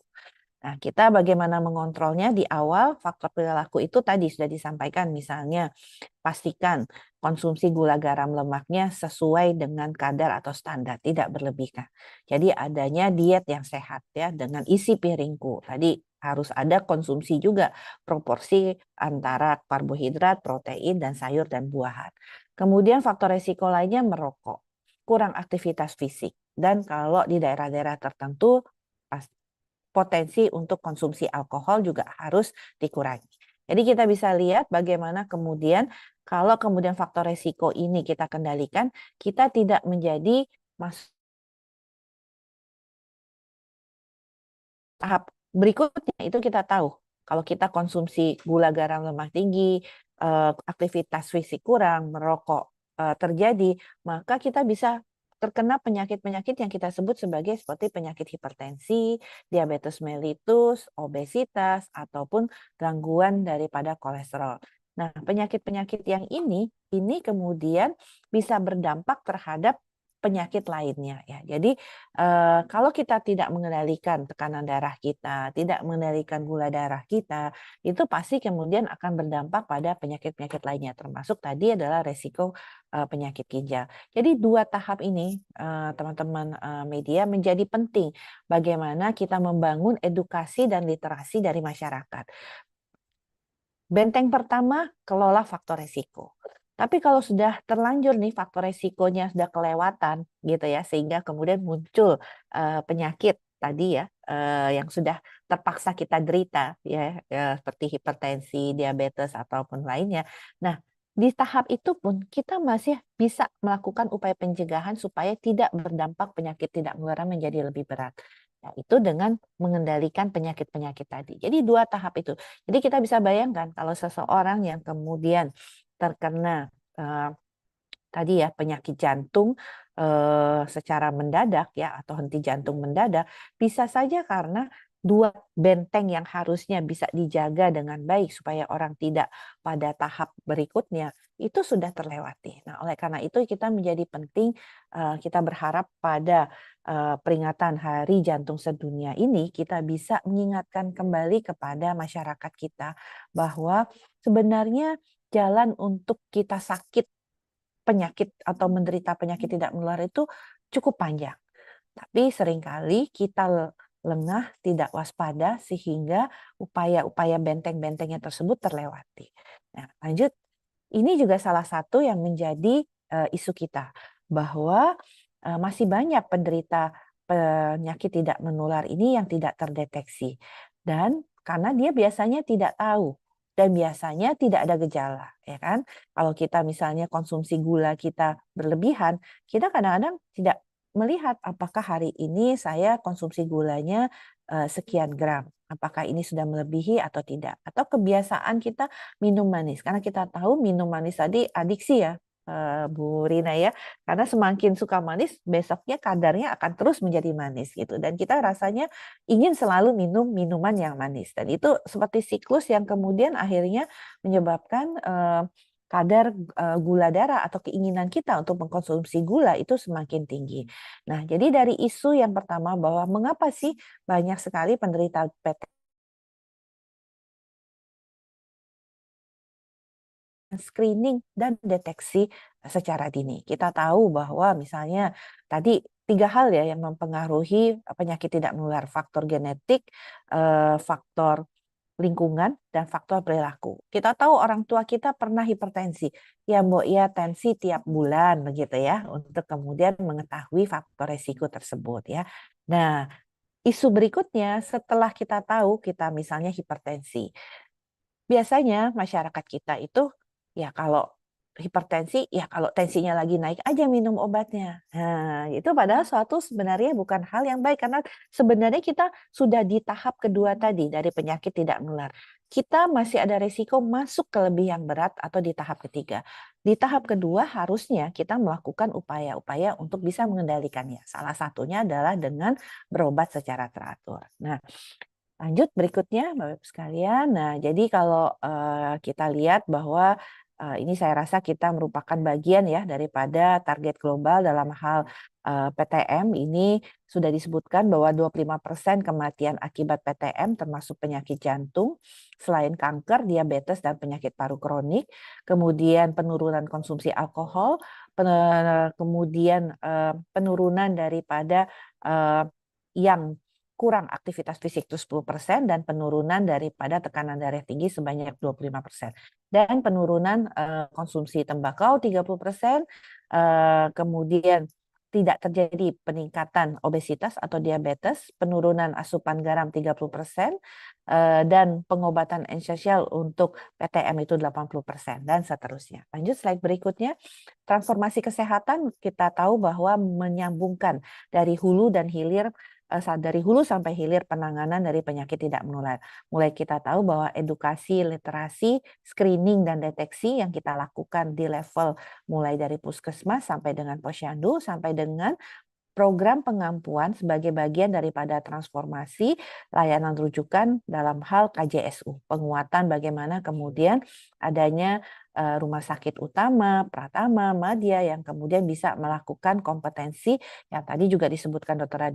Adityo untuk bisa masyarakat mengakses layanan-layanan daripada pengobatan jantung ini. Kita tidak mau lagi ada masyarakat yang harus menunggu ataupun dia harus keluar dari provinsinya untuk bisa mendapatkan misalnya operasi jantung dan sebagainya.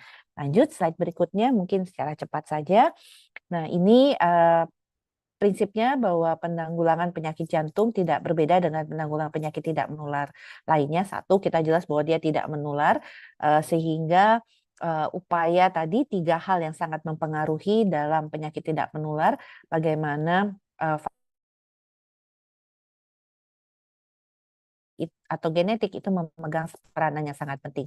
Sehingga edukasi, literasi terhadap penyakit tidak menular, upaya-upaya untuk mencegah kita tidak terkena penyakit tidak menular ini merupakan salah satu pilar daripada upaya penanggulangan kita. Kemudian screening dan deteksi dini, kemudian penanganan kasus yang tadi saya sampaikan mulai dari puskesmas sampai dengan rumah sakit, bagaimana kemudian mekanisme untuk rujuk baliknya dan rehabilitasi tentunya untuk yang mereka sudah terkena dampak daripada penyakit jantung ini. Lanjut. Ya, ini kalau kita lihat upaya-upaya yang bisa kita lakukan ya untuk mencegah penyakit jantung, bagaimana kita melakukan tentunya assessment terhadap diri kita sendiri, pengelolaan diet kita, kemudian pengelolaan untuk berat badan dan body mass index, tekanan darah, mengontrol kadar lipid kita, kolesterol, kemudian kalau kita diabetes harus dikendalikan juga, hentikan tentunya dari merokok, kemudian aktivitas fisik, olahraga yang terkendali, dan tentunya kelola stres ya, seperti biasa. Tadi mungkin Dr. Aditya menjelaskan kalau kita stres biasanya kecenderungan untuk sakit jantung juga tinggi gitu ya. Lanjut, nah jadi peningkatan daripada literasi dan edukasi masyarakat ini merupakan suatu momentum yang sangat penting yang selalu kita lakukan pada Hari Jantung Sedunia, dan ini kita bekerja sama dengan seluruh pakar dan organisasi profesi, juga organisasi kemasyarakatan, terutama Yayasan Jantung Indonesia. Lanjut, slide berikutnya.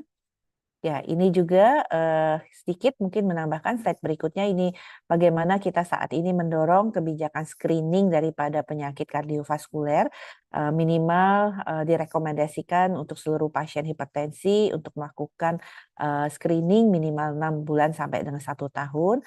Tapi secara umum, slide berikutnya boleh, upaya-upaya yang kita bisa lakukan sebagai screening awal mulai dari pemeriksaan tentunya obesitas, yaitu kita mengukur bagaimana indeks massa tubuh kita, kemudian pemeriksaan tekanan darah, gula darah, kolesterol, dan saat ini di tahun 2025 kita juga mulai akan mengembangkan pemeriksaan layanan EKG di puskesmas. Jadi selain tentunya pemeriksaan kolesterol, nanti kalau kemudian ada kelainan pada pemeriksaan kolesterol bisa dilanjutkan untuk pemeriksaan EKG di puskesmas. Ya. Saya rasa demikian yang bisa saya sampaikan, Bapak Ibu sekalian. Selanjutnya saya kembalikan kepada Pak Aji. Terima kasih banyak. Assalamualaikum warahmatullahi wabarakatuh. Waalaikumsalam warahmatullahi wabarakatuh. Baik, terima kasih Bu Nadia, Direktur PDUPTM Kemenkes. Paparannya tadi sudah menyampaikan berbagai kebijakan Kemenkes, ya, strategi penanganan jantung di Indonesia, mulai dari edukasi, deteksi dini, penanganan kasus sampai dengan rehabilitasi. Baik, selanjutnya kita masuk ke sesi tanya jawab dengan teman-teman wartawan sudah hadir.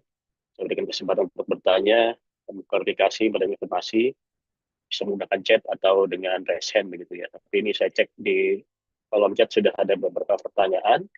Saya bacakan dan saya sampaikan dulu seluruhnya dan nanti bisa direspon oleh Bapak Ibu narasumber. Yang pertama dari Saudari Intan dari Kompas ini menanyakan tentang terkait kasus serangan jantung yang muncul setelah melakukan olahraga. apa yang menjadi penyebab kondisi ini kan biasanya terjadi pada orang yang punya kebiasaan sehat. Dan apa yang harus diperhatikan dan diwaspadai. Ketiga adalah apakah ada jenis olahraga tertentu dan kondisi yang tertentu yang bisa berisiko muncul serangan jantung. Keempat, apakah ada pemeriksaan yang perlu dilakukan pada orang yang akan melakukan olahraga di sepeda atau maraton. Ini mungkin ke Ibu Rita atau mungkin nanti Dokter Raditya juga bisa menambahkan. Ibu Nadia juga bisa. Yang kedua dari Saudara Alberus dari detik.com tentang yang pertama, apakah benar orang yang menjalani pengobatan atau operasi jantung tidak boleh berolahraga? Apa yang perlu diperhatikan oleh orang dengan riwayat penyakit jantung untuk olahraga? Ini lagi-lagi soal jantung dan olahraga. Seberapa besar stres dapat mempengaruhi peningkatan risiko penyakit jantung? Apa yang biasa dilakukan masyarakat untuk mengelolanya? Yang ketiga, benarkah berolahraga malam hari dapat meningkatkan risiko henti jantung? Bagaimana tips olahraga yang baik? Manfaat olahraga dapat memaksimalkan kesehatan. Tiga pertanyaan dari Saudara Alberus. Terakhir dari Saudari Suci, juga dari detik.com ya. Untuk Dokter Adityo nih spesifik. Minum kopi 2-3 kali disebut bagus untuk kesehatan jantung. Ini menurunkan risiko. Ini benar atau tidak gitu dan bagaimana korelasinya gitu. Kemudian tadi kuning telur soal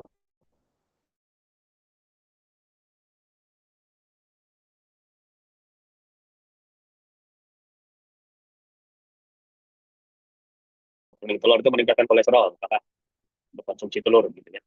Siapa saja yang perlu menghindari konsumsi ini telur ini. Terus lanjutannya adalah penyakit jantung meningkat di usia muda sekitar 2% tiap tahun. Nah, secara global itu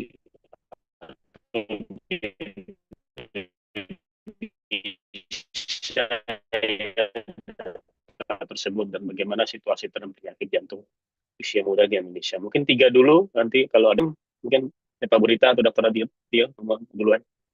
Ya, terima kasih. Izinkan saya menjawab. Jadi berhubungan serangan jantung dan olahraga ya.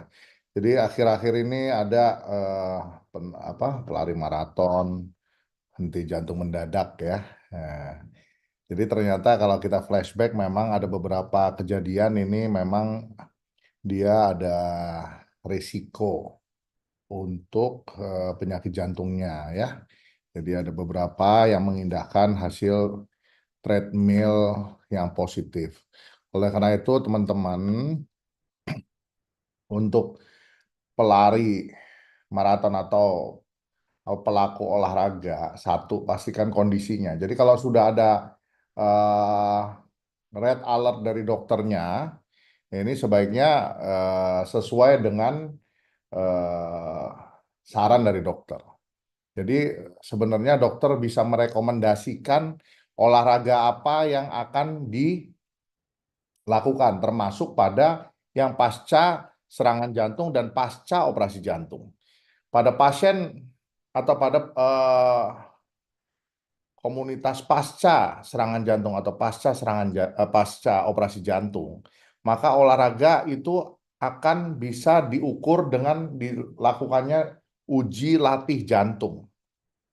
Jadi dengan adanya uji latih jantung itu, dia akan menunjukkan maksimum workload yang bisa dikerjakan oleh yang bersangkutan dan bisa direkomendasikan latihan. Nah, latihannya ini apa nanti? Apakah dia bisa competitive sport? Apakah dia leisure sport? Kemudian dia targetnya apa? Apakah dia hanya bisa olahraga ringan? Olahraga ringan itu misalnya jalan 1,8 kilo dalam 30 menit. Atau dia bisa badminton, bisa tenis, itu ada pagu-pagunya, ada hitungan-hitungannya termasuk heart rate latihan yang akan didapat. Ya. Kemudian intinya adalah kembali ke dokter jantung Anda. Nah, kalau ditanya apakah setiap atlet itu ada screening? Jawabannya iya. Oleh karena itu kemarin PP Perki bekerja sama dengan pihak KONI, kami melakukan screening atlet dalam waktu menjadi untuk atlet PON yang kemarin. Walaupun memang kita ada beberapa pemeriksaan yang kita rekomendasikan dan itu dijalankan. Ada beberapa parameter yang akan dihitung sehingga apakah atlet ini bisa layak untuk melakukan kompetisi atau enggak. Berikutnya adalah stres dengan penyakit jantung. Ya, jawabannya kenapa sih kok stres kena penyakit jantung? Nah, itu berhubungan dengan adrenaline surge. Sama dengan pelari maraton. Pelari maraton kok bisa serangan jantung ya? Biasanya enggak, yang lain enggak serangan jantung karena ada adrenaline surge. Dan adrenaline surge itu kalau untuk atlet itu pada etapa terakhir. Bukan pada awal-awal start. Etapa terakhir itu dia mencari bagaimana caranya supaya menang gitu ya. Jadi ada tekanan-tekanan gitu sehingga ini sama juga untuk stres-stres bekerja. Berikutnya dengan minum kopi. Jadi kalau kafein pada kadar tertentu nanti mungkin Ibu Dr. Rita bisa menambahkan ya ini untuk konsumsi kopi yang baik. Nah ini diingatkan ya kopinya bukan kopi kekinian ya. Kopi ditambah gula, kopi ditambah matcha manis, kadar gulanya aja udah tinggi sekali itu nggak bagus ya. Tapi kalau kopi murni dia bisa pada kadar tertentu dia bisa membantu kesehatan jantung. Kuning telur juga seperti itu. Kuning telur kenapa sih nggak boleh? Bukannya bagus buat pertumbuhan? Iya buat pertumbuhan bagus, tapi karena dia mengandung kadar kolesterol yang cukup tinggi, kadar LDL-nya cukup tinggi, ini kurang baik kalau untuk orang-orang pasca serangan jantung. Nah, kenapa sih sekarang serangan jantung itu lebih ke usia muda? Nah, tadi pertama dari sedentary lifestyle. Sekarang kalau kita mau apa-apa, tinggal duduk aja di rumah. Datang itu jajanan, ya. Kemudian makanan cepat saji tadi saya katakan orang itu 1 dari 6 orang anak muda itu lebih memilih makanan cepat saji dibandingkan makanan konvensional 2 kali sehari. Karena secara taste lebih enak tadi. Bu Rita juga sudah mengatakan ya secara taste lebih enak. Kenapa? Karena banyak garam, banyak gula. Jadi secara taste lebih enak dibandingkan makanan konvensional. Dia lebih anak-anak sekarang coba ditanya. Kalau udah makan ciki dia nggak mau makan nasi. Karena sudah teradiktif sama MSG, natrium benzoat yang banyak tuh. Jadi sementara itu ya Pak Haji ya dari saya. Terima kasih. Terima kasih Dok. Ibu Rita, silakan Ya. Bu. Oke, baik. Ya. Oke, baik. Terima kasih Pak Aji. Nah, rekan-rekan media, ini saya rangkum semuanya aja. Tadi saya melanjutkan dari Dr. Tio ya. Jadi kalau kita lihat fisiologi tubuh kita ketika berolahraga ya. Jadi saat kita melakukan olahraga atau gerakan-gerakan yang terstruktur itu tadi, itu yang pertama kali terjadi di tubuh kita adalah penyesuaian di mana tekanan darah kita meningkat. Kenapa tekanan darah ini meningkat? Karena dia berperan nanti meningkatkan aliran darah ke organ-organ atau sel jaringan yang kita gerakkan. Jadi kalau kita kemudian berolahraga menggunakan kaki, menggunakan tangan, mereka semua itu kan butuh oksigen ya, dan butuh zat gizi untuk proses geraknya. Otomatis tubuh kita akan memenuhi itu dengan meningkatkan aliran darah, meningkatkan tekanan darah, begitu. Itu fisiologi normalnya. Nah, ketika kita melakukan latihan itu sesuai dengan kapasitas kebugaran kita, tepat durasinya, tepat intensitasnya, tepat frekuensinya, justru itu akan membangun komponen kebugaran pada kardiovaskular itu sendiri.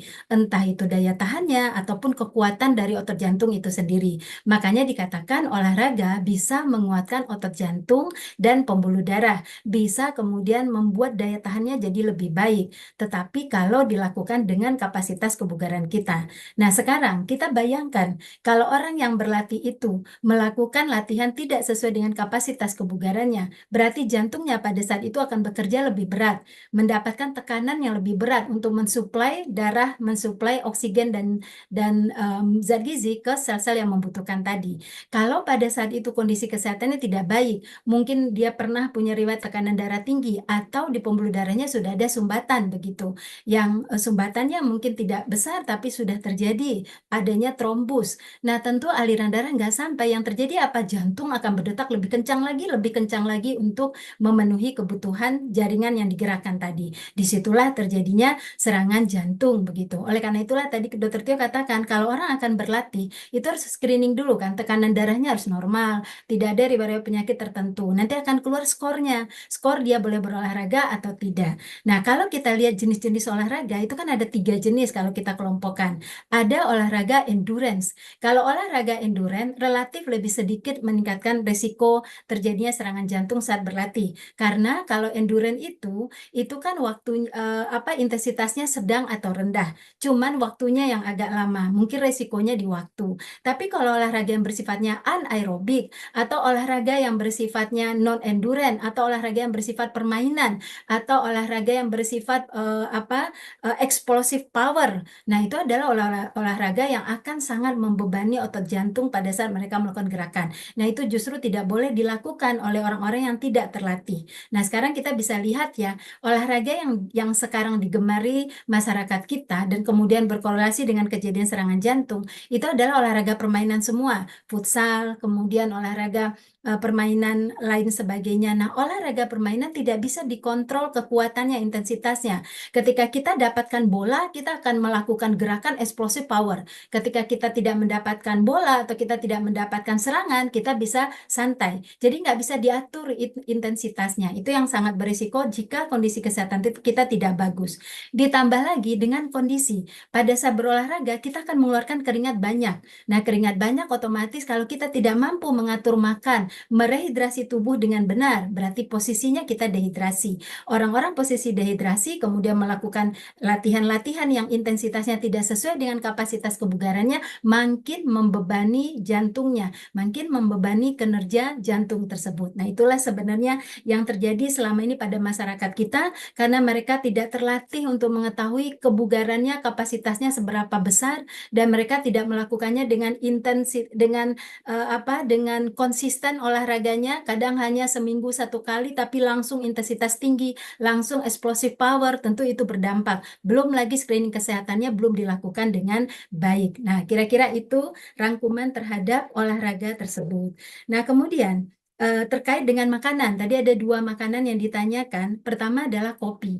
Kopi itu kandungan utamanya kafein. Bagi orang-orang yang metabolisme kafeinnya bagus atau cepat, justru kopi membantu mereka untuk membuat darah itu sirkulasinya bagus. Ya, dikatakan 2 cangkir kopi sehari setara dengan 400 mg kafein. Untuk orang-orang yang memiliki metabolisme baik terhadap kafein, membantu darahnya untuk mengalir dengan baik, membantu tingkat kewaspadaannya lebih baik begitu.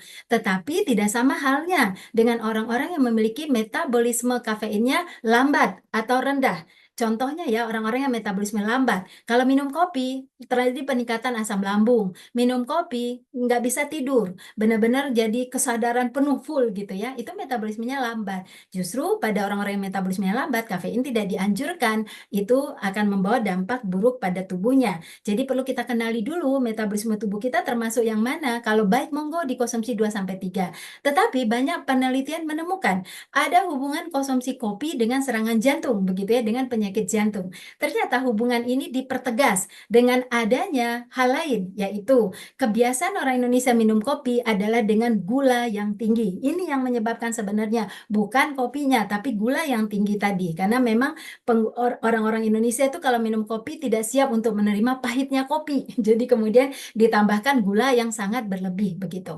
Nah, yang kedua, ditemukan lagi adalah kebanyakan orang yang minum kopi di Indonesia disertai dengan rokok. Nah, ini juga sebenarnya pemicu terjadinya adalah bukan kafeinnya, tapi rokok yang dikonsumsi bersamaan. Nah, kemudian ditemukan lagi kebanyakan orang Indonesia juga minum kopi itu bersamaan dengan snack-snack yang gurih dan snack-snack yang manis. Jadi, snack itu sebenarnya bukan kafeinnya. Jadi, itu perlu kita pahami bagaimana hubungan kafein atau kopi dengan penyakit jantung. Nah, menarik berikutnya adalah kuning telur. Nah, ini rekan-rekan media, ada salah persepsi di masyarakat kita bahwa ketika mereka takut kolesterolnya meningkat atau penyakit jantungnya, ya, mereka meniadakan kuning telur. Hanya konsumsi putihnya aja, dan itu banyak sekali saya temukan. Kalau beli lontong sayur tersisa kuningnya, kalau beli makanan apa aja tersisa kuningnya, putihnya habis. Nah, tetapi mereka tidak menghentikan konsumsi daging merah, mereka tidak menghentikan konsumsi gorengan. Di sini salah kaprah sekali. Justru kalau kita bandingkan berdiri sendiri masing-masing, maka yang paling besar pengaruhnya pada gangguan jantung itu adalah makanan yang diolah dengan cara digoreng dan dibakar dan santan kental dibandingkan dengan kuning telur itu gitu ya. Kuning telur memiliki kolesterol memang relatif tinggi, tetapi memiliki biotin yang merupakan zat utama di dalam membangun vitamin D di tubuh kita yang berperan sebagai anti-inflamasi begitu ya. Jadi sebenarnya anjuran gizi seimbang adalah kuning telur masih diperbolehkan dikonsumsi oleh penderita jantung ataupun untuk pencegahan, yaitu 5 butir per minggu atau 1 butir per hari masih dibolehkan, dengan catatan yang harus mereka reduksi itu adalah penggunaan daging merah berlemak dan penggunaan pengolahan makanan yang digoreng, dibakar, dan disantan. Nah, kemudian terkait dengan melakukan olahraga di malam hari seperti apa begitu. Olahraga itu boleh dilakukan kapan saja ya. Jadi begini, kalau kita lihat jam metabolisme tubuh kita, memang pagi hari itu paling baik. Kalau kita melihat siklus sirkadian tubuh kita, maka berolahraga di pagi hari akan memberikan hasil metabolisme yang paling baik begitu. Tetapi ketika seseorang tidak memiliki kesempatan untuk berolahraga di pagi hari, maka dikatakan kapan saja jauh lebih baik dibandingkan tidak berolahraga sama sekali. Jadi kalau punya waktu malam hari, ya lakukan malam hari. Namun dengan kesadaran penuh kita pahami, kalau berolahraga malam hari, ketersediaan oksigen udah mulai renggang. Berarti kita tidak bisa melakukan latihan intensitas tinggi. Kalau berlatihnya di atas jam 8 malam, tubuh kita sudah memproduksi melatonin, hormon yang membuat kita relaksasi. Berarti tidak boleh berlatih di intensitas yang tinggi. Jadi kita sesuaikan saja prinsip latihan. Teman-teman mungkin paham ya, prinsip latihan fit itu mesti kita kenalkan ke masyarakat. Tepat frekuensi, tepat intensitas, tepat time atau durasi, dan tepat tipe atau tepat jenis olahraga yang dilakukan. Nah, saya kira demikian ya. Mudah-mudahan sudah bisa terjawab semua. Kembali ke Bapak Aji, monggo. Baik, terima kasih Bu Rita. Informasinya menarik sekali dan bermanfaat kita. Soal kopi, olahraga, dan kuning telur tadi.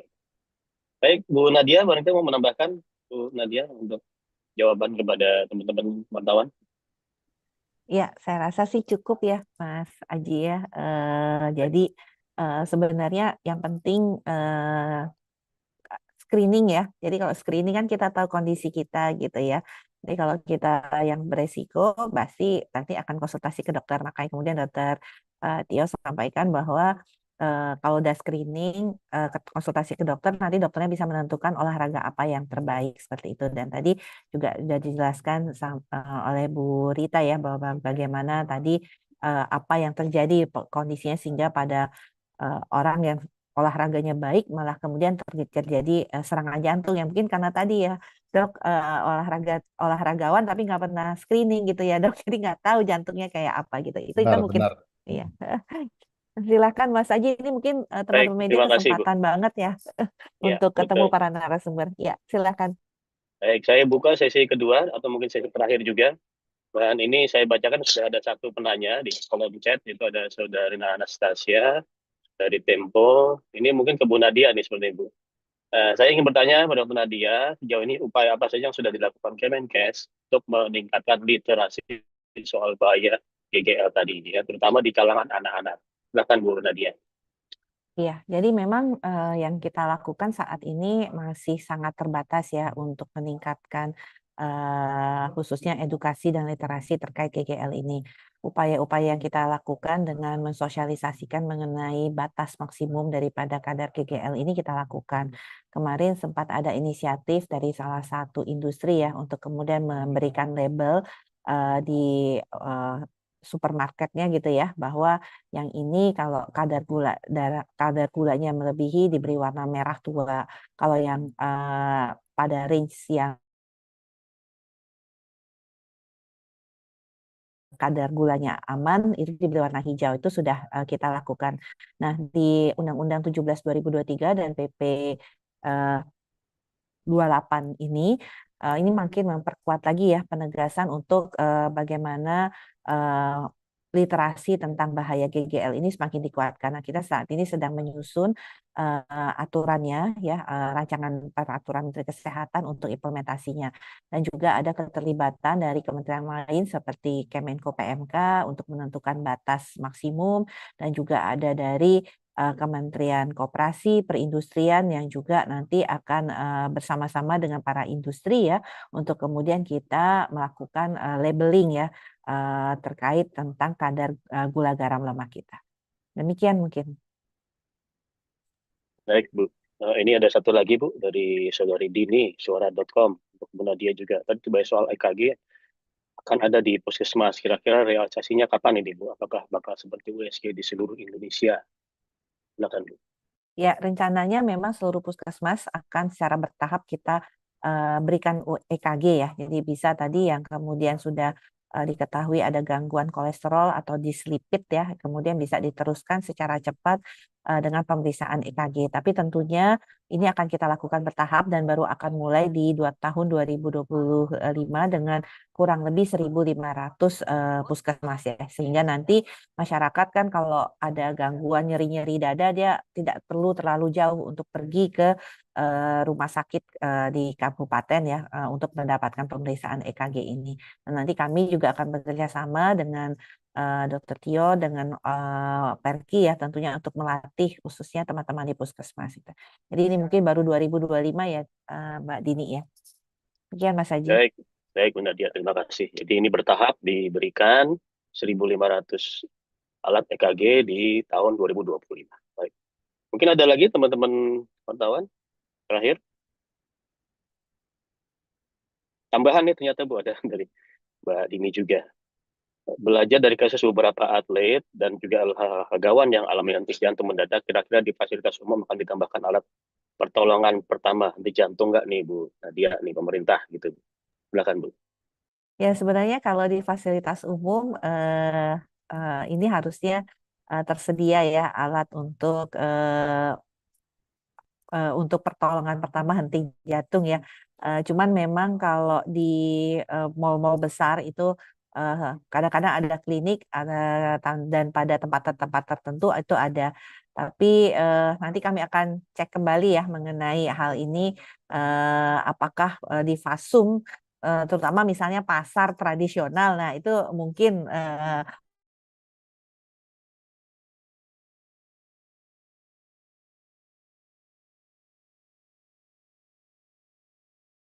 alat henti jantung ini, pertolongan pertamanya juga sudah tersedia. Gitu.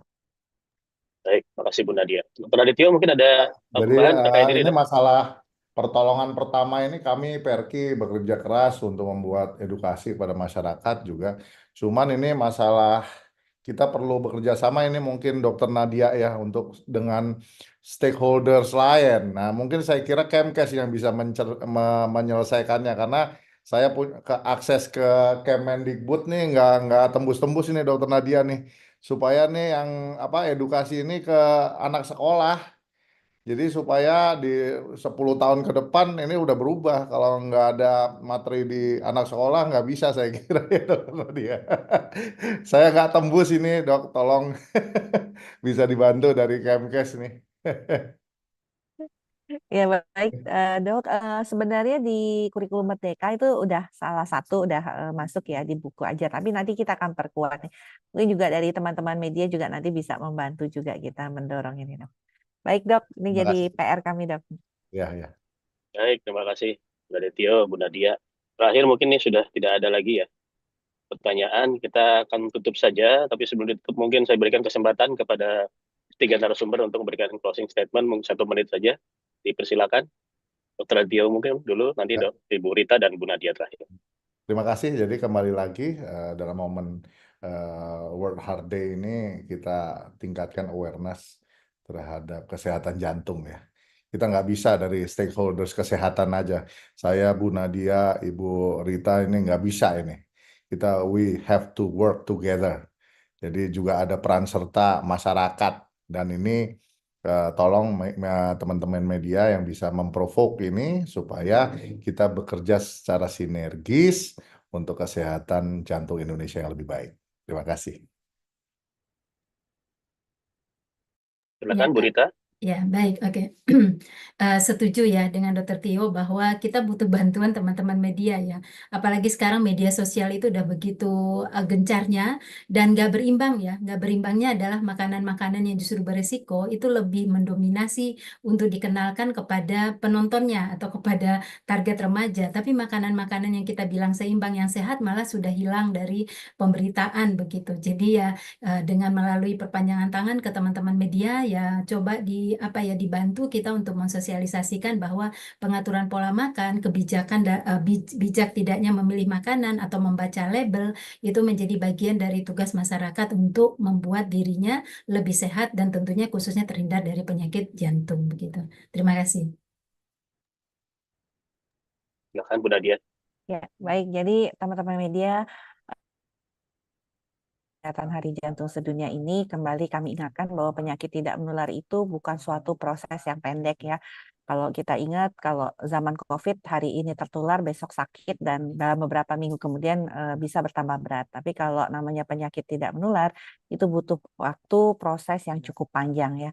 Nah, tentunya kita harus pastikan ya bahwa kita bisa betul-betul mengendalikan, terutama karena penyakit tidak menular ini sangat dipengaruhi oleh perilaku yang paling besar proporsinya, kemudian lingkungan dan genetik itu paling minimal.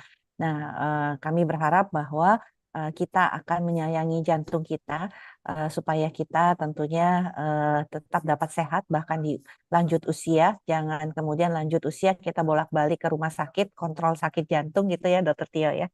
Tapi justru kita tetap sehat, tetap tentunya bisa beraktivitas secara normal sampai dengan lanjut usia.